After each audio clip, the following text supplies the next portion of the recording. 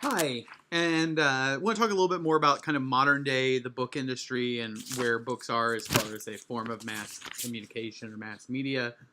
Um, Books, as I told you, are the least of the mass mediums because largely books are, you read them individually. Whereas, like, even like a movie or radio or anything, like there's lots of people sharing in that experience at the same moment. Usually you have a person talking like with a newscast or something or newspaper. Lots of people are reading the same thing simultaneously. Whereas books are very much marketed individually. There's probably a lot of books out there that you might be reading that there probably aren't a whole lot of people reading at the same time. You're at a very different page, a very different place, and so it's very much a very different audience. And books, on the other hand, well, there are books that sell millions of copies. The majority of the book industry is actually publishing fairly small titles. There aren't a lot of, I mean, there are, you know, tens of thousands of books put out every year, and well, just as an example, right now there are 81,000 publishing houses, meaning 81,000 people who publish books. Now, some of these may publish a book one time and not do it again for another 5 years. Some of them publish two a year. There's the big five, and they publish, hundreds of thousands of books and textbooks, uh, you know, literature, novels, things like that.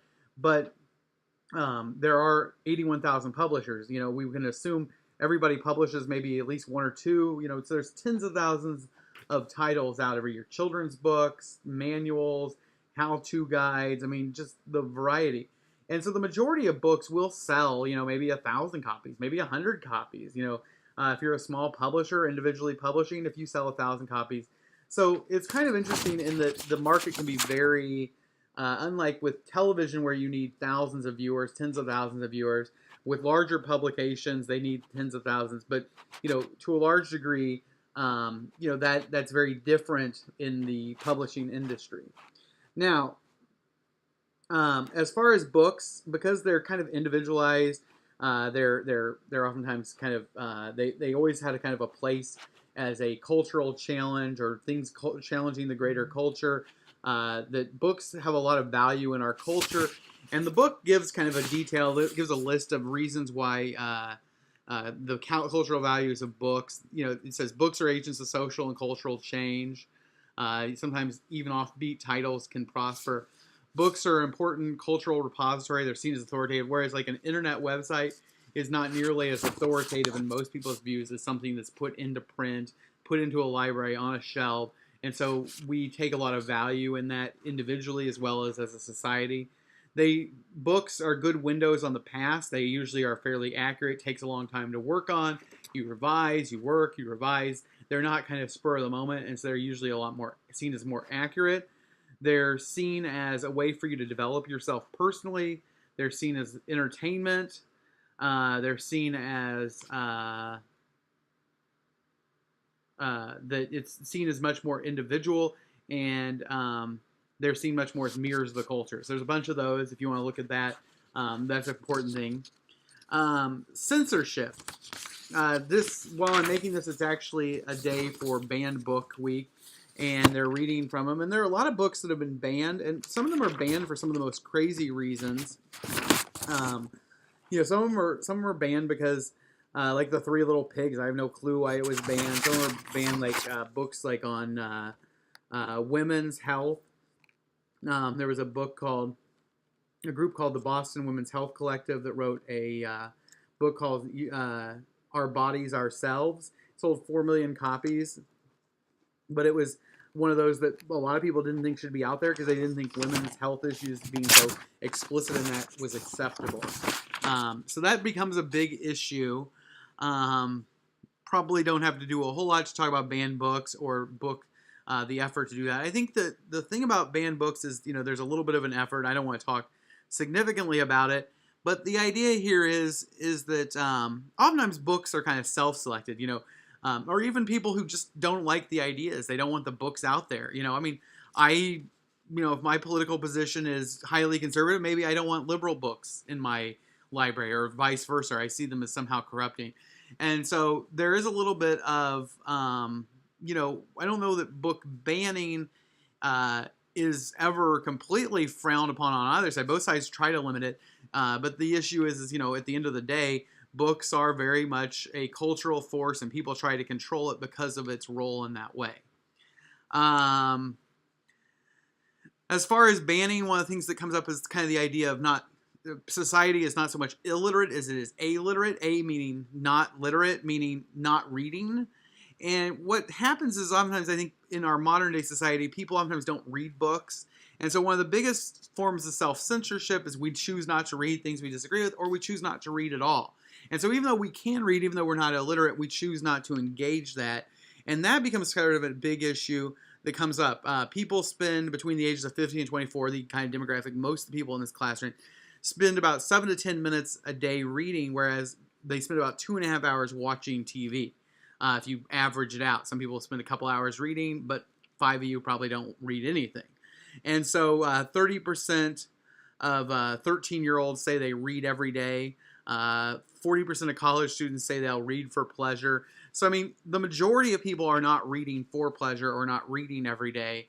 And so what happens is that becomes an issue. And because of reading being so personal and so much about the individual and so much about personal development, when you don't engage that, the concern is that you are failing to really, you're missing out on a chance for personal development. So I told you that I was trying earlier, and it's one of these things, like I'm looking through my notes and I'm trying to remember what all I was going to talk about. I said that, there's 81,000 publishing houses. They actually publish 3 million book titles each year in North America. And they sell 3 billion books a year, and the book industry sells $33 billion worth of books. Books can be categorized into 11 different categories, from book clubs, elementary higher, L-high, like elementary high school AIM books, textbooks for college, mail order books, mass market paperbacks, professional books, religious books, standardized tests, subscription books, trade books, university press books, and I'm not even sure that completely gets all the different possibilities. So it's a very big, wide market, but yet each little part, with 3 million titles selling 3 billion, there's 1,000 titles usually on each. Some books will sell millions from the big publishing houses, but you'll have millions of books that sell 100 copies or 50 copies, and that's kind of what's interesting, is it's such a wide, fragmented audience, and you don't have to do a ton. Some of the big issues about books these days, one of the biggest things is the digitization of it. At one point, there were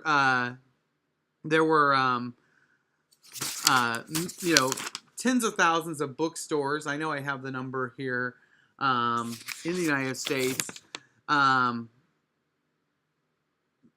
There are currently around 20,000 bookstores in the United States. Barnes & Noble is probably the biggest.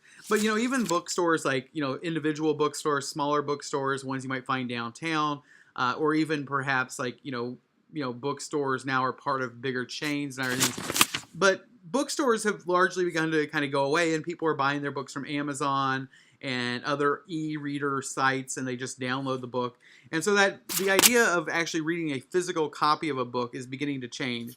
As a matter of fact, in the year 2009 at Christmas, they actually sold more e-books than they did paper books. And so that's kind of a change in that.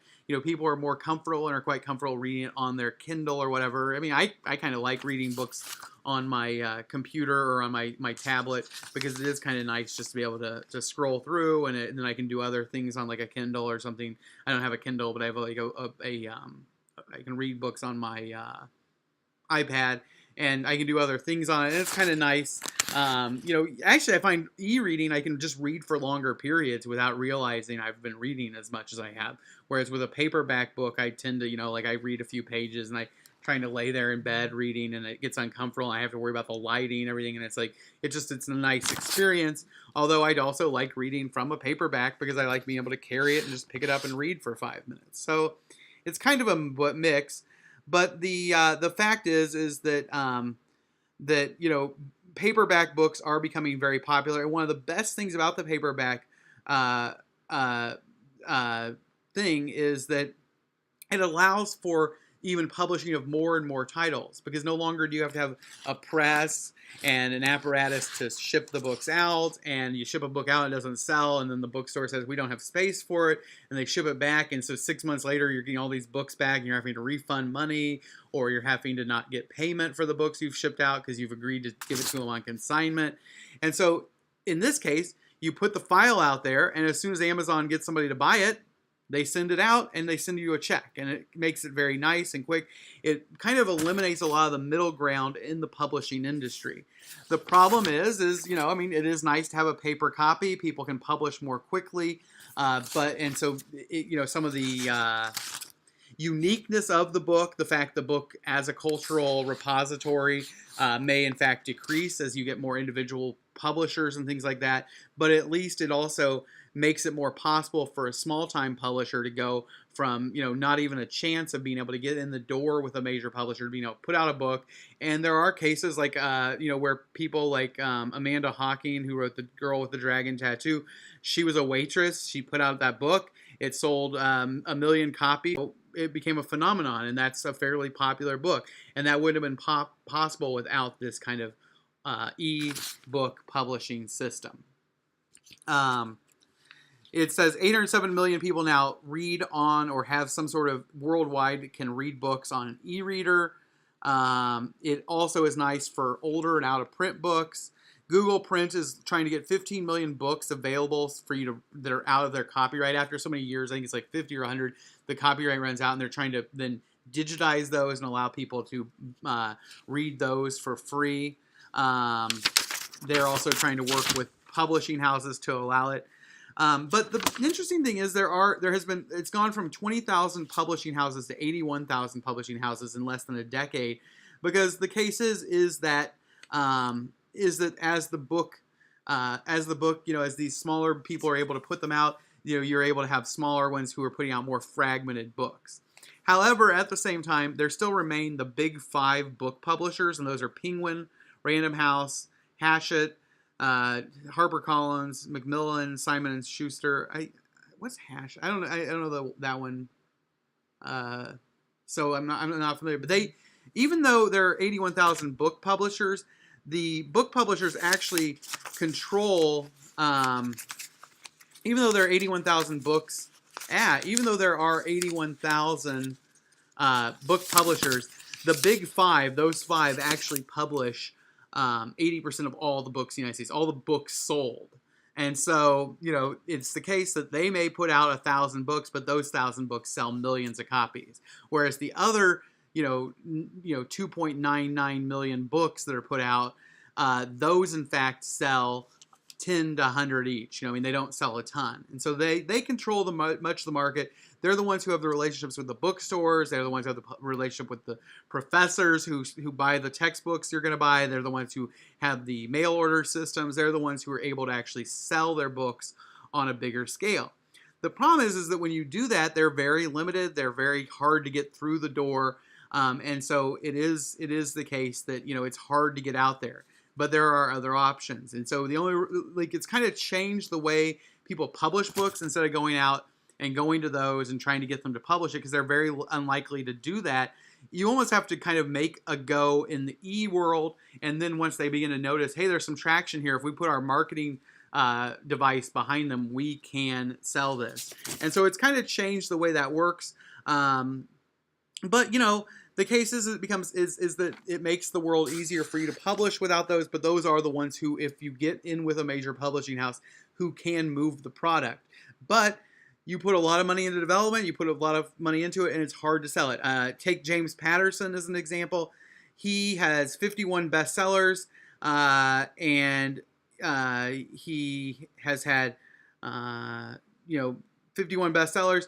But before he got his first book contract, he was rejected 12 times by the publishing houses. So, if he had had e-readers, he would have gone out there. He may never have gotten the kind of sales he wanted without those apparatus. And so there's kind of a little bit of a mix. There's a good and a bad. There's a give and a take. The big publishing houses can really make a book successful, but they also make it very hard to get started in that industry. I'm going to have one more short video on the publishing industry, and then we'll go ahead and move on.